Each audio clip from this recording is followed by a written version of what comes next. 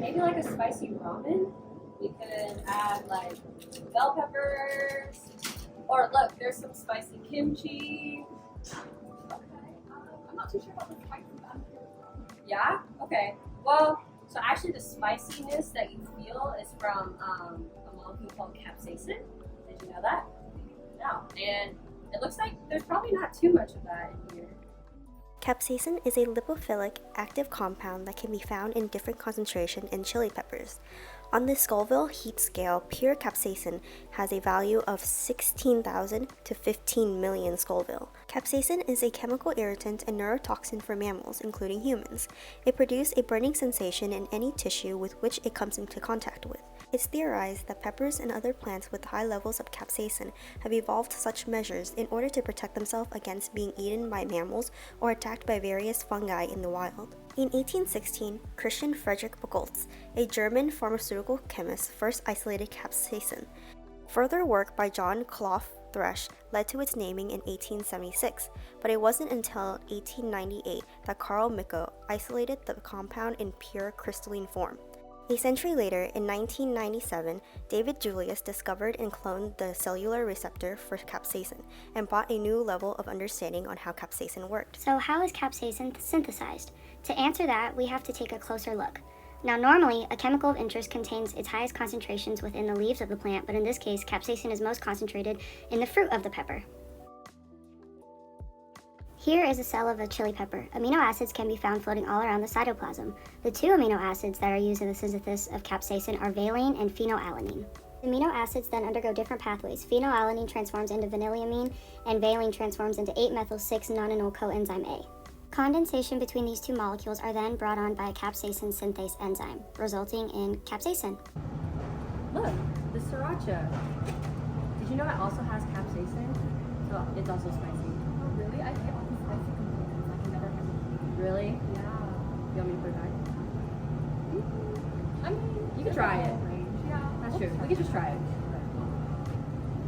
And look, here's ramen. It's also spicy ramen. Oh yeah, the Buddha. Yeah. I've actually tried it before. It's really good, but it is really hot. Yeah. Especially if you add all the Probably has a lot of capsaicin. Capsaicin is used in the food industry as a flavoring and preservative agent in food due to its taste and physiological effects. Not only does it add that spicy kick to your food, capsaicin also triggers the release of endorphins, natural painkillers, and mood-enhancing chemicals in the brain. Popular spices with capsaicin include chili pepper, cayenne pepper, and red pepper flakes.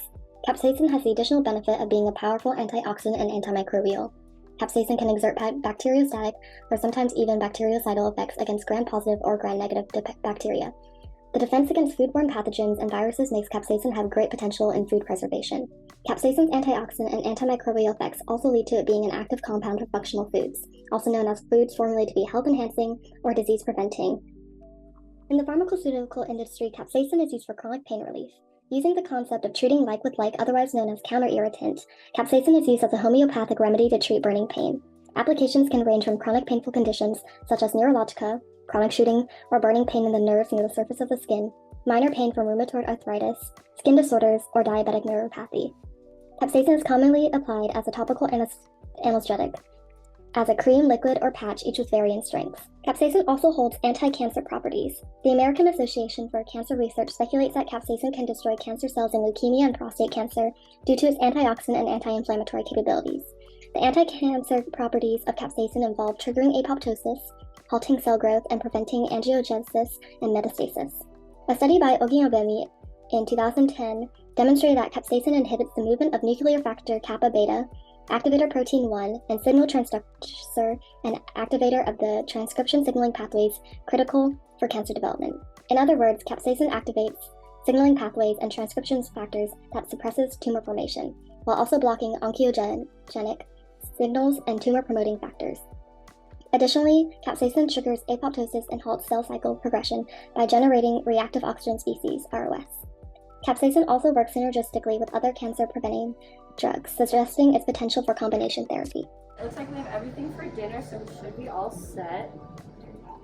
Is that a lip plumper? Yeah. It actually, okay, cute, but it actually has capsaicin in it. Oh my god, really? Is that why it burns? That is why it burns. Yeah. for you. Okay, maybe capsaicin isn't everything, and I should really reevaluate how I feel about it. I think you should. In cosmetics and personal care products, capsaicin-derived ingredients are used in the formulation of hair products, skincare, cleansing, and more.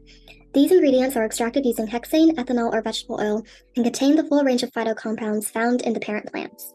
The most common derivative is capsaicin fruit extract, used as an anti-dandruff, antioxidant, antimicrobial, antifungal, and skin protectant.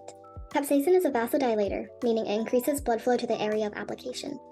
The cosmetic industry utilizes these properties to increase circulation, tone, and firmness. Lip plumpers use mildly irritating vasodilator ingredients such as peppermint, cinnamon, ginger, and capsaicin, or multiple in tandem with each other. For example, the Fenty Beauty Gloss Bomb Heat contains ginger root oil and capsaicin fruit extract. Capsaicin in skin cream serves multiple purposes, including smoothing cellulite, preventing aging effects, and reducing hyperpigmentation. Capsaicin appears to stop the accumulation of fat within fat cells in those cellulite-prone areas. This may reduce fat clumps that lead to that dimpled cellulite look. Capsaicin also boosts blood flow, which reduces tissue inflammation that makes cellulite more visible. For anti-aging, capsaicin contains antioxidant properties which may help slow signs of aging on the skin, such as wrinkles and sagging skin. By limiting the free radicals on the skin, capsaicin can contribute to younger-looking skin over time. This leads to capsaicin's use for hyperpigmentation. Capsaicin interferes with the ultraviolet-induced melanosis by activating the TRPV1 receptor. This results in the degradation of microphthalmia-associated transcription factor, leading to reduction of melanogenetic enzymes and melanin. By preventing melanin synthesis and maturation, capsaicin shows potential for improving hyperpigmentation issues, including melasma, freckles, and sunspots. Capsaicin's mechanism of action. Here is a sensory neuron cell with axon terminals at its endings. If we take a closer look, we can see a cell membrane with an ion channel. This is a vanillin receptor called TRPV1. Capsaicin binds to this receptor, causing the ion channel to open, allowing an influx of calcium and sodium cations. The influx cations will exert various functions, including the transmission of pain signals to the brain. It has antioxidant and anti-inflammatory effects due to two different TRPV1 mechanisms. One of the largest implications of the use of capsaicin comes from its role in pain research.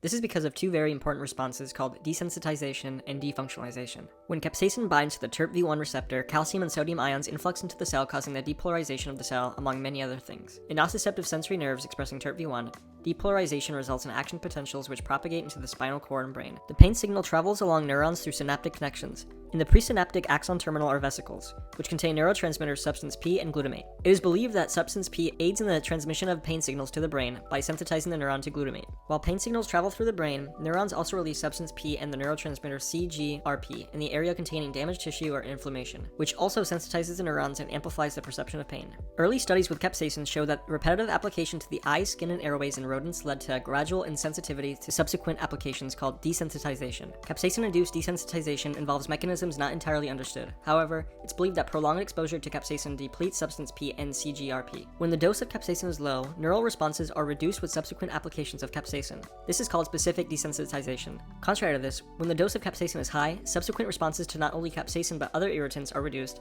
called non-specific desensitization, also called defunctionalization, which can last for months, which in turn reduces the intensity of pain received, playing a major role in the process. Low concentration topical products are generally in the range of 0.025 to 0.1% capsaicin by weight, and require 3 to 5 applications per day for around 6 weeks straight. High concentration of capsaicin products have recently emerged in the past couple of years, notably Q10za, an 8% capsaicin patch which requires a single 60-minute application every 3 months. Topical application of capsaicin is used for a multitude of conditions such as peripheral neuropathic pain, osteoporosis, rheumatoid arthritis, and neuropathic itch, to name a few. Capsaicin has ever only showed modest side effects, with the most common being a slight elevation in blood pressure and local reactions, such as an initial burning sensation on the skin.